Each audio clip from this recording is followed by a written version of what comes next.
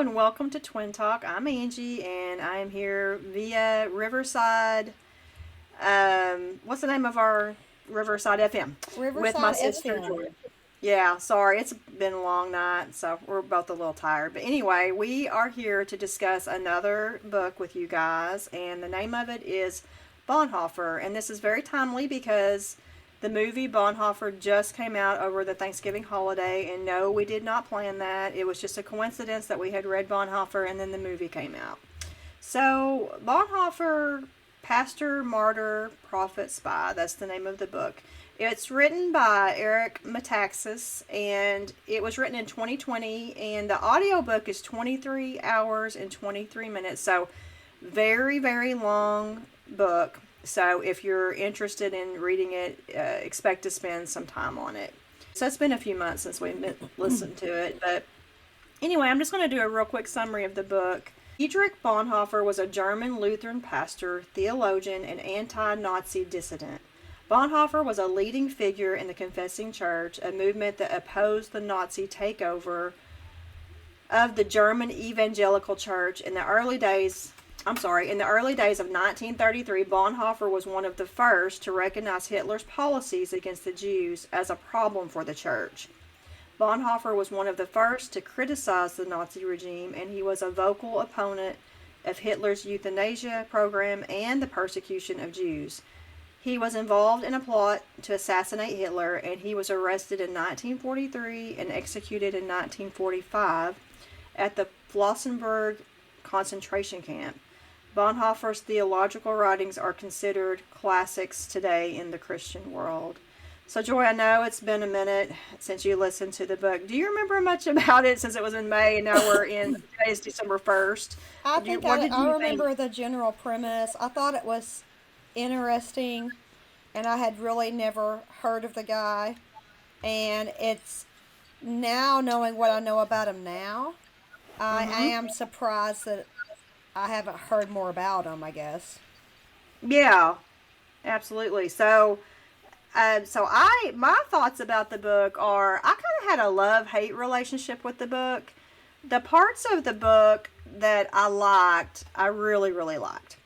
And the parts of the book that I didn't like, I really, really didn't like. And so we'll just jump right into that. What we didn't like and what we liked about the book. So what did you dislike about the book? All right. Well, the only thing I really didn't like was how much they went into politics and theology.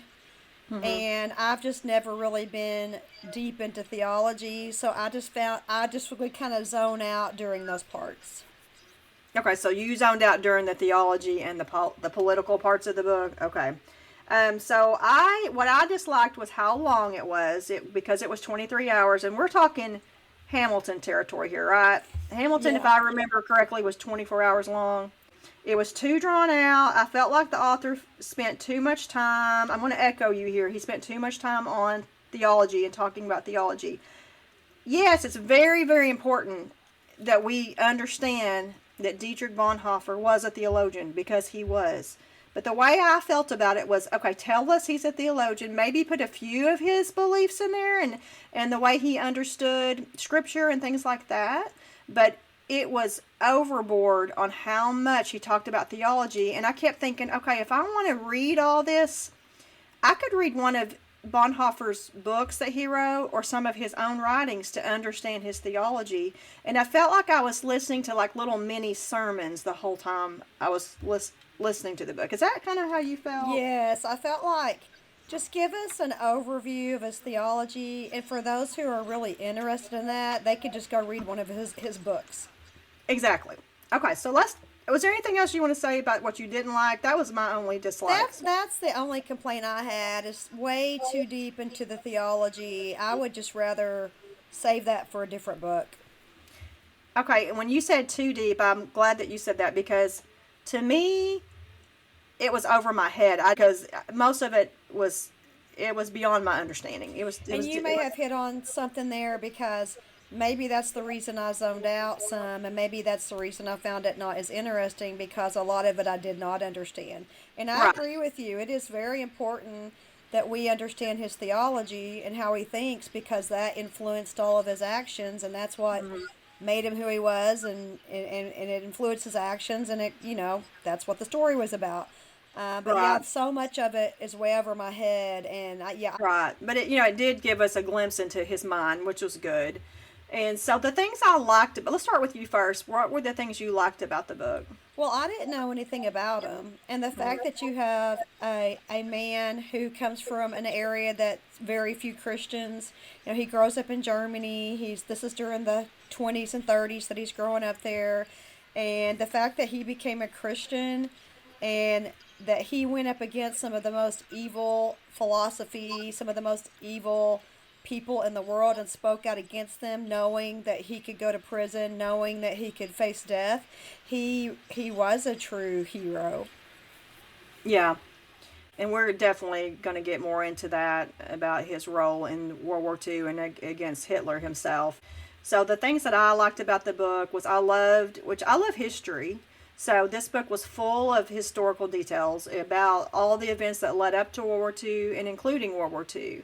And also it explained a lot about what was going on in Germany at the time, in the government, in politics, in the church, in culture, and just religion in general. The thing that I liked about the book the most, besides the fact that I got to read about this fascinating man, was it answered a lot of lingering questions I've had. So I don't know about you, but I've always wondered, how is it possible that someone like Adolf Hitler could come into power and kill millions of Jews and no one stop him?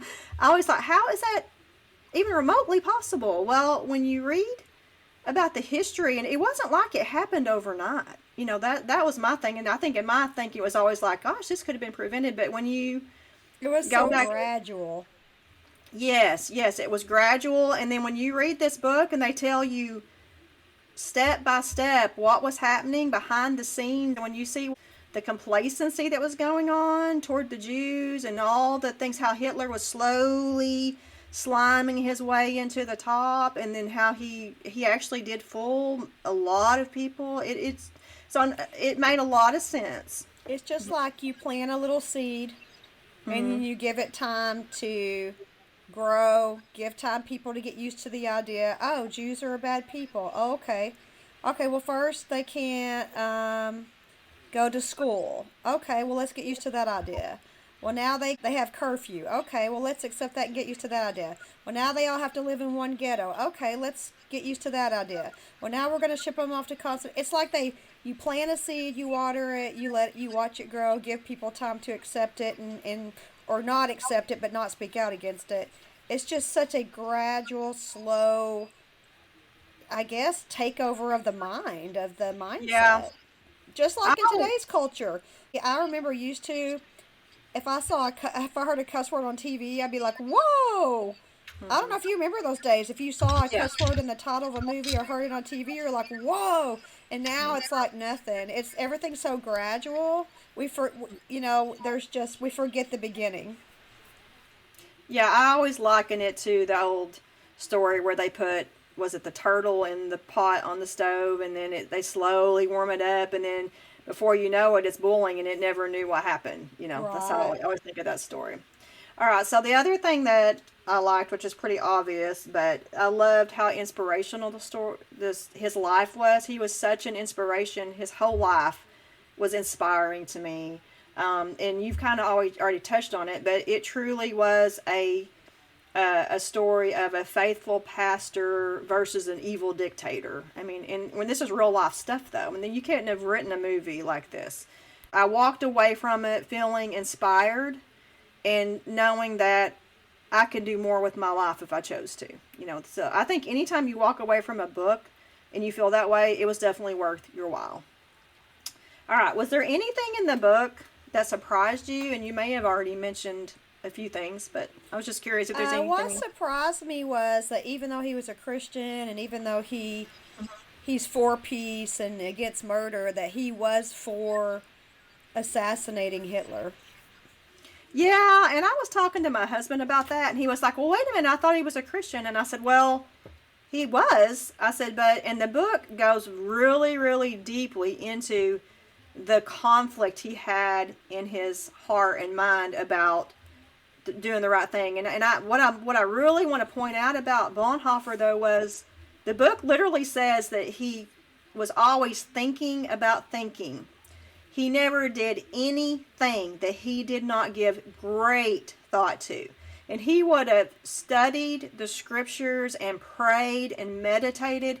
This is not a decision he would have taken lightly. And in the end, he felt like and he even had a quote. I won't say it exactly, but it was not to speak is to speak, not to act is to act. Okay, that was a quote from him. So in his mind, by not doing anything, he was just as guilty as those who were Yeah, doing and evil.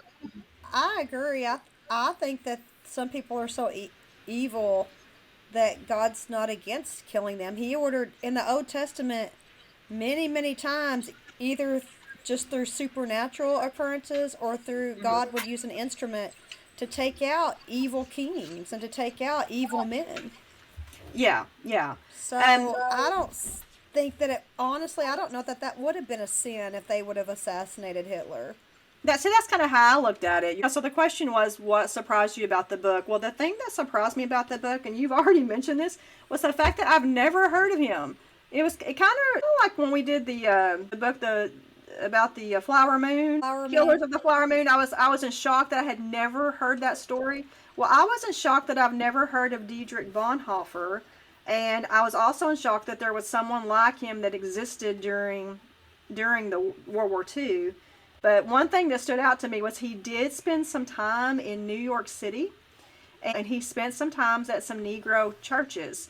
And there is a supposedly, I've never heard of it, but supposedly it's a famous church in Harlem, and it's called the Abyssinian Baptist Church. And he spent some time there, and he said that while he was in the United States, of all the sermons that he heard, none of them really rang true. He didn't feel like people were preaching the gospel. He said, with the exception of the Negro churches. And I've got a quote here I want to read. Somehow, Bonhoeffer's time in New York, especially his worship at the Negro churches, played their part in all this. He had heard the gospel preached there and seen a real piety among a suffering people. The fiery sermons and the joyous worship and singing had all opened his eyes to something and had changed him. Had he been born again? What happened is unclear, but the results were obvious for one thing. He now became a regular churchgoer for the first time in his life, and he took communion as often as possible. And I don't know about you, but when they said that he became a churchgoer for the first time in his life, that absolutely floored me, because he was such a pious man and he was such a godly man, and I was thinking he hadn't been going to church regularly till now. I But know that surprised me too. you know, But all I right, think it's interesting though that because like these black churches he was going to, because they had suffered so much and probably were still being persecuted and had a lot of racism. They yeah. probably could identify with these Jewish people being persecuted more than anybody else in the United States. Yes, and when he came to America, he could see so clearly the Jim Crow laws and things that were in place, and he could see that they were wrong. But it was like no one else could. But he was seeing everything with a fresh set of eyes. And another thing that was interesting to me was he loved the music so much in these services of these Negroes that he went and bought a bunch of records and he brought them back home to Germany. And in his anytime he was teaching like other seminary students or anywhere, he would make them listen to these Yeah, records. that was funny. Yeah.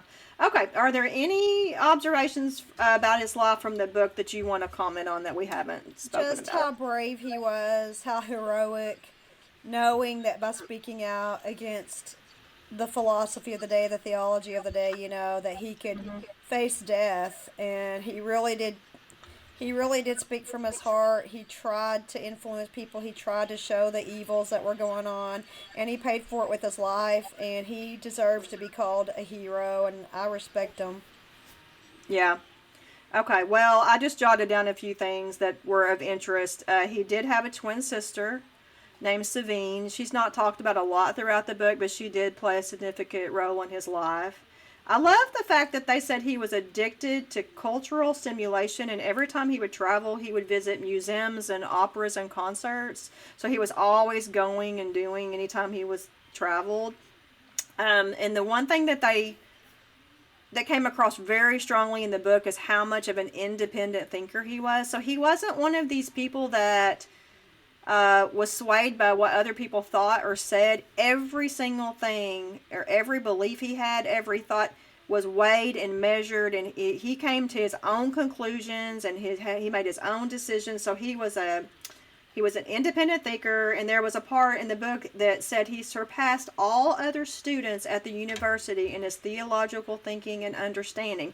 And they said sometimes he would be in class and there would be a really renowned teacher in the classroom, and he would contradict them, and he would even question their teaching. And they said the other students were absolutely astounded, because they said no one ever did that, because it might come across as arrogant and also rude. But they said he did it in a way, he was respectful about it, but he would challenge them in their teaching. And these are like very renowned, or very known, well-known teachers. He also wrote that he was faithful to his calling of being a pastor, and the reason that's important is because he came from a very highly educated family. And when he was around 8 years old, he was so gifted at the piano. They thought he was going to be a child prodigy, and they thought he might make his a life in music.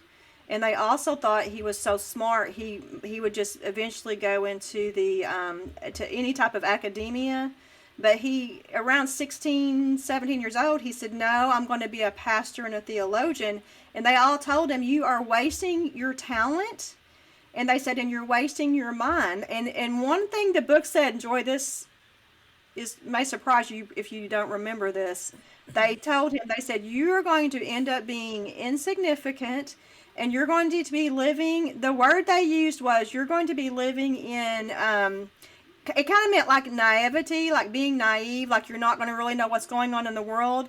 And yet he ended up being a huge player in the outcome, and in spreading the word about what was actually going on in Germany during his time. I just feel like that is such a good example of man's arrogance and Oh, our focus on education in the mind, and just our arrogance, and putting our thoughts and our ways above God's ways. That just showed they just weren't coming from a Christian perspective, from a Christian right. worldview.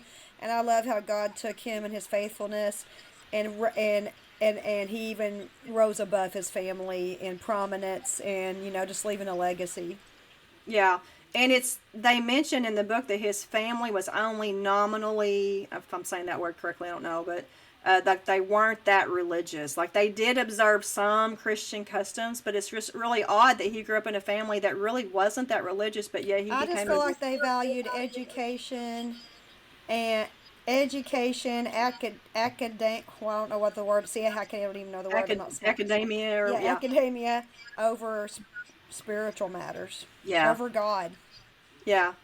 Okay, so I'm just gonna just hit on. We keep talking about how inspirational he was. I don't think you can truly appreciate his life, or how great a witness he is, until you truly understand what he was up against. Now, most people that have any knowledge, or went to high school, or studied history, they know the general details of what happened in World War II. I'm just going to mention a few things here, like what was going on during this time and what he was actually up against, to truly remind people of what he was facing. Adolf Hitler, which we all know, was one of the most evil men to ever live. So he stood against everything that Christians believe in. Bonhoeffer, as we know, he was a genuine Christian, and he believed in and worshipped only the God of the Bible. I want to say this quote first of all, because I thought this was interesting. Adolf Hitler complained that Germany had the wrong religion for too many years. He said, "It's been our misfortune to have the wrong religion. Why didn't we have the religion of the Japanese, who regard sacrifice to the fatherland the highest good? Even the Mohammed religion, too, would have been much more compatible to us than Christianity. Why did it have to be Christianity with its meekness and flabbiness?" Okay, so that's how Adolf that's how Adolf Hitler viewed Christianity. Okay, so Adolf Hitler demanded that the National Church cease the publication and distribution of the Bible.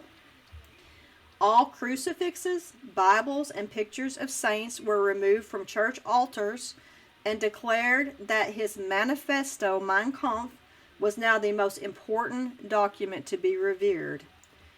As we all know, Adolf Hitler ordered the murder of millions of Jews, and last but not least, Adolf Hitler worshipped power, and he himself wanted to be worshipped. And this was a quote by one of Adolf Hitler's staff. He said, and I quote, "You'll see the day 10 years from now that Adolf Hitler will occupy precisely the same position in Germany that Jesus Christ now has." All right, and that was by a man named Reinhard Heydrich. So I said all that to say this. Bonhoeffer, one of the most godly men in my opinion. I feel like if we had a modern day chapter in the Bible, he would be in it. That's what I feel like. He's a saint. But he was up against someone who truly was trying to replace himself over Jesus Christ in the hearts and minds of people. He wanted to be worshipped. So you talk about a battle, and I'll give you a chance to speak again, but I'm just going to say a real quick little summary, and you can speak to this if you like. But I just said it's impossible to speak about every aspect of Bonhoeffer's life, but I did try a feeble attempt of a summary of who he was. He was kind, humble, compassionate, extremely intelligent, a gifted musician, and a modern-day Esther.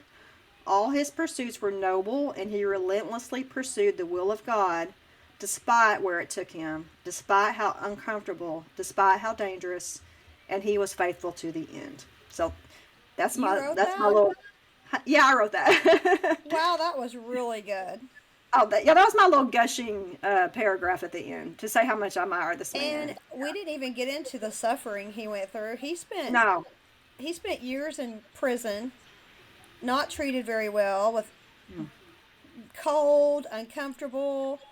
I think he was allowed a few personal possessions, but they said he never complained. Right. And to add to that, while he was in prison, the prisoners and the guards learned to love him and revere him, and they would all come to him for guidance, and they all looked at him as a mentor. So he must have been very charismatic. He would, instead of being resentful and bitter, he would witness and bring people closer to God and closer to him. So very so he was always selfless, always to the end. So, okay, so we're to the part we're going to give our book rating.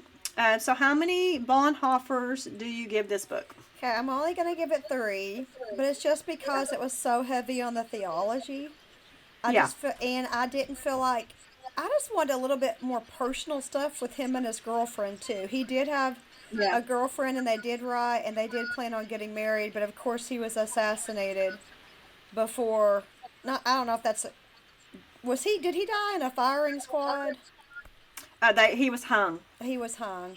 Yeah. That was heartbreaking. So think about that. He did have a girlfriend. They wrote each other letters, but it never happened. Right. I too gave it 3 Bonhoeffers, and the reason why was due to the length and the heavy theology. So we were definitely on the same page on that. I'm just curious, would you recommend this book to anybody? And if so, who would you recommend it to? I think about my preacher. He's at the church I go to. He's really heavy into, he loves reading church history. He loves reading about church theology. And I'd be surprised if he hasn't already read it. But preachers, theologians, history buffs, anybody like that I think would enjoy it. Okay, you said exactly who I said. I said pastors, scholars, and Christians. Yeah, absolutely. All right, so before we close, I do want to just talk for a second about the movie. So I did get a chance to go see the movie. I went and saw it on Thanksgiving Day, and I grabbed my husband Corby, and he is a sweetheart because I don't know many people that you would say, hey, you want to go see a movie on Thanksgiving Day? What's it about? It's about a man who was a martyr and he died at the hands of Hitler in World War II. That's heavy stuff. But he went. He had an open mind about it. I told him, I said, if you get bored, just sleep.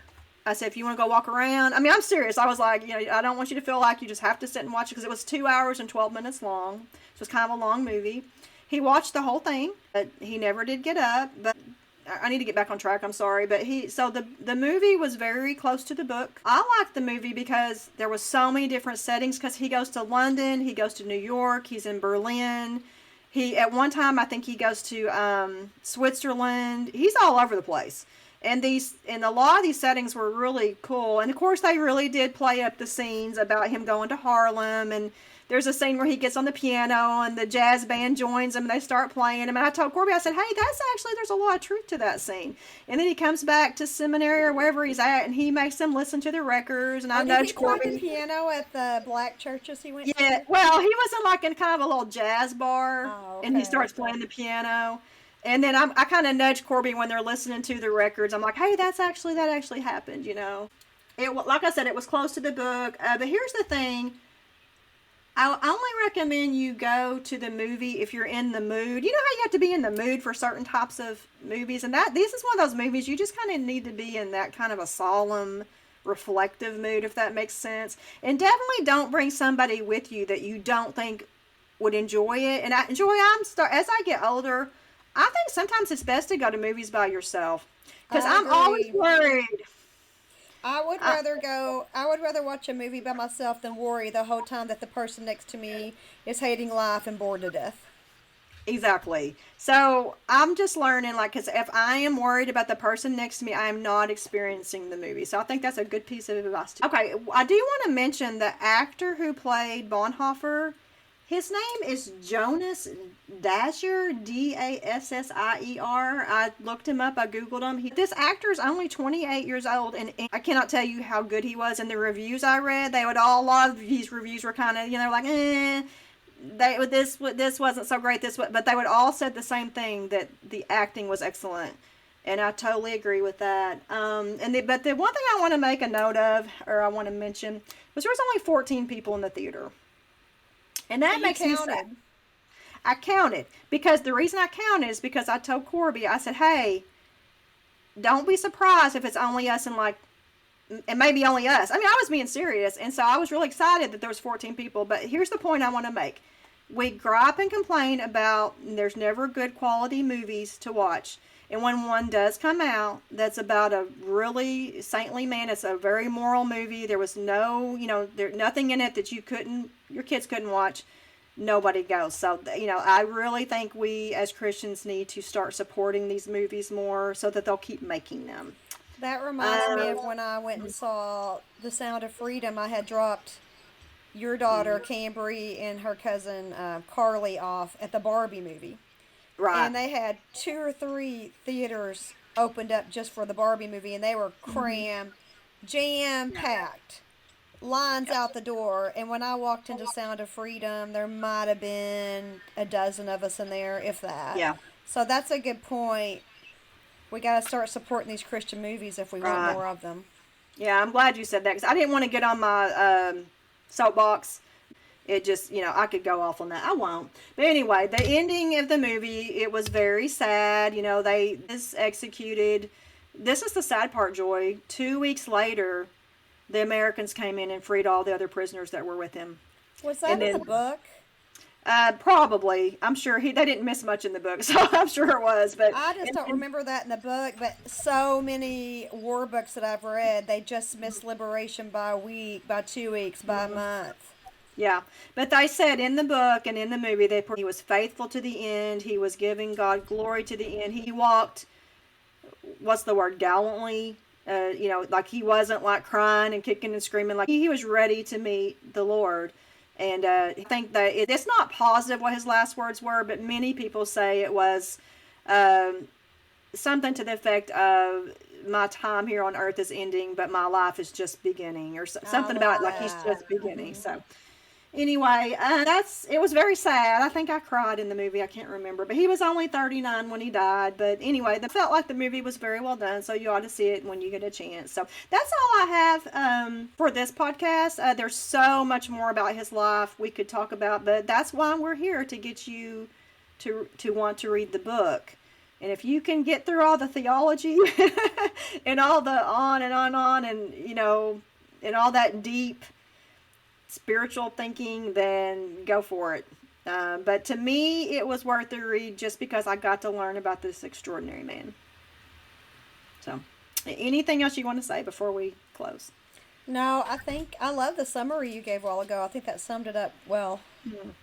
Oh, guys, we haven't been here in a month or two, but we're gonna try to get back on track, and we got another one coming out for you soon called The Housemaid. So we hope you stick around and listen to that one.